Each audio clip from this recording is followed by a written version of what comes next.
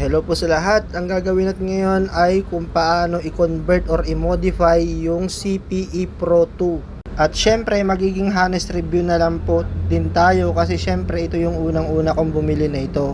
Bali ginamit ko nga pala ito sa aking free wifi sa isang squatter na kung saan siya yung ginawa kong main na router. At ginamitan ko siya ng dalawang extender na TP-Link Omada EAP 110. Kasi ito yung parang ginawa kong extender dahil napakaraming user at saka medyo magkakadikit-dikit yung bahay, congested, kaya ang ginawa ko, naglagay ako ng dalawang router. So ang mga katanungan dito ay sasagutin ko ng dahan-dahan kasi tingnan nyo na lang kung paano yung proseso dyan kasi para hindi kayo maguluhan. So success yung ginawa natin na to na kung paano mag-convert or lagyan ng antena kasi nilagyan ko po ito ng antena, tama po. Hybrid antena po ang ilalagay natin dito at super effective naman talaga siya. Napakabilis po ng router na to. Bali user din po ako ng Black Mamba pero kung ikukumpara ko siya halos parehas lang sila.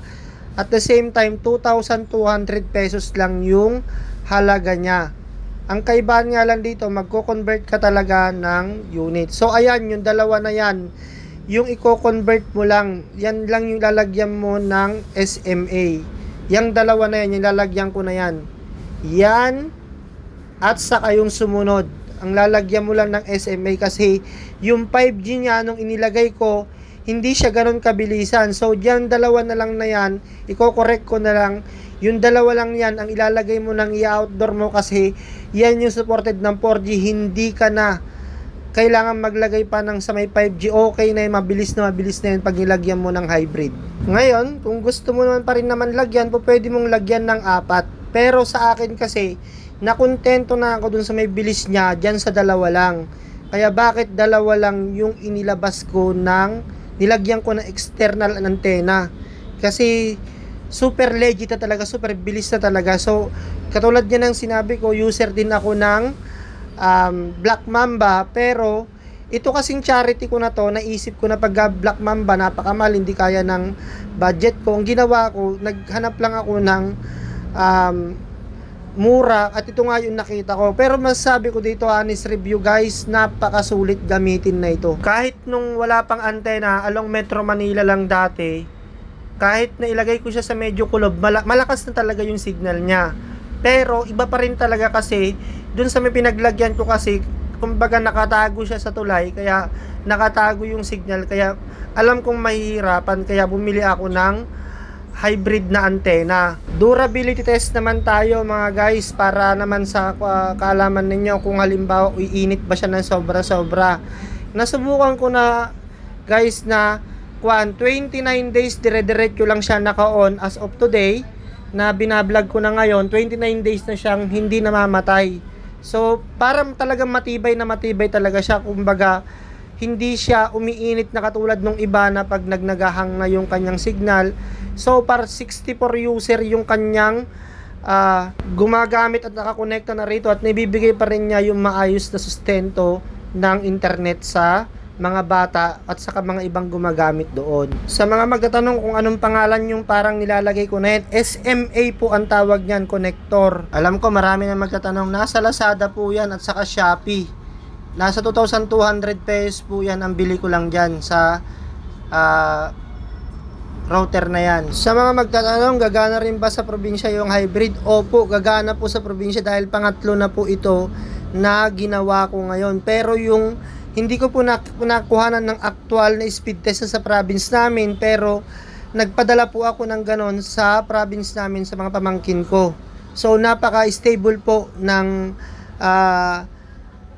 signal na ito basta hybrid po ang antena ang ilagay po ninyo. Talagang subok na subok po. Cagayan Valley po yun na medyo talagang mahirap po ang signal ni Smart doon sa amin. Pero talagang mabilis naman po. Kaya ang nangyari, kwan lang po sila doon, 16 users lang po, pero talaga naman napakaganda daw po ng signal nung kinuha nila sa akin.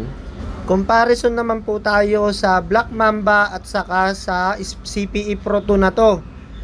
Pwede ko pong sabihin na halos parehas lang sila kasi yung Black Mamba ko ay yung 20 users ay mabilis na. So dito naman sa akin kasi 20 users hindi ko sila mapagpares kasi magdidepende kasi kung halimbawa kaya hindi ko mapagpares, pero parang pakiramdam ko lang na halos parehas lang sila ng bilis ng Black Mamba. Kaya para sa akin, alam niyo nagkakalaga minsan ng Black Mamba 4.3 yung pinakamababa, minsan may 4,000, meron naman yung minsan may 5,000. Dito ka na sa 2,200 pesos kasi talagang mas mura ng mas malayo.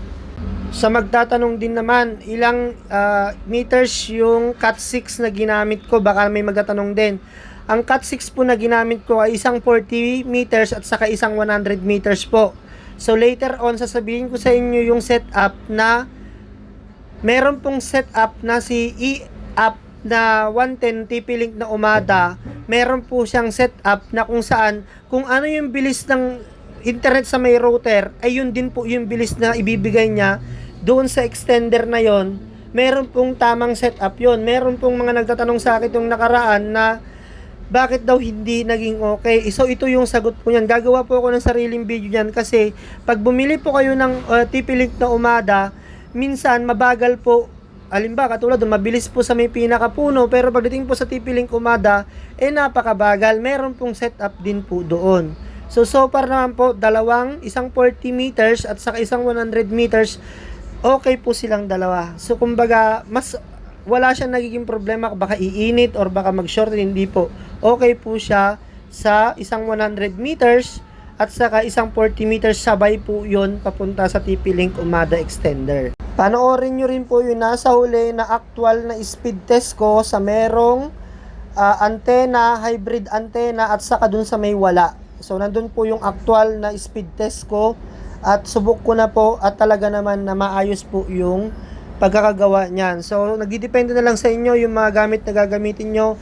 Kailangan unahin ninyo na nakatanggal, huwag kayo mag-test na kaalanganin o may mga basa o mayroong mga continuity dahilan para masira ninyo yung inyong router or yung modem. Kasi nitong nakaraan, meron po akong tinuruan dahil hindi ko po binablog, itinuro ko sa kanya, ang problema po ay naghihinang siya ng mga ginagawa niya at saka sa isang rework station niya na meron nang nakalagay na foil, kaya nasira po yung kanyang CPE Pro 2. Kaya baka maulit sa inyo yung mga kamalian na ganun mga lods. Dapat ulitin ko, dapat po nakaayos po yung mga lalagyanan, lalong-lalo na yung mga wala pa pong kinalaman, wala pang alam sa electronics. Dapat po sa pagproseso nyo ng ganyan ay dapat po nakapatay at saka malinis po yung table ninyo. Dapat wala pong continuity na mangyayari, dapat wala pong mga basa, ganyan, para hindi po masira at safe po yung proseso. Alam kong napakahaba na po ng mga sinasabi ko na to. Pagpasensyaan nyo na, pero hanggang dito na lang. Pagpakiramdam mo naman na nakatulong sa iyo tong video na to, huwag mong kakalimutan na i-like at saka i-subscribe na rin ang ating munting channel para suportahan ang mga katulad natin na mga maliliit na small YouTuber na mga talaga nagsisimula pa lang. Kaya hanggang doon na lang po, patingnan nyo na lang po sa dulo, i-check nyo na lang po yung Shopee. Kung meron pa po kayong katanungan pa, pwede po kayo mag-comment dyan para sa mga susunod na video ko, gagalingan ko po para sa inyo.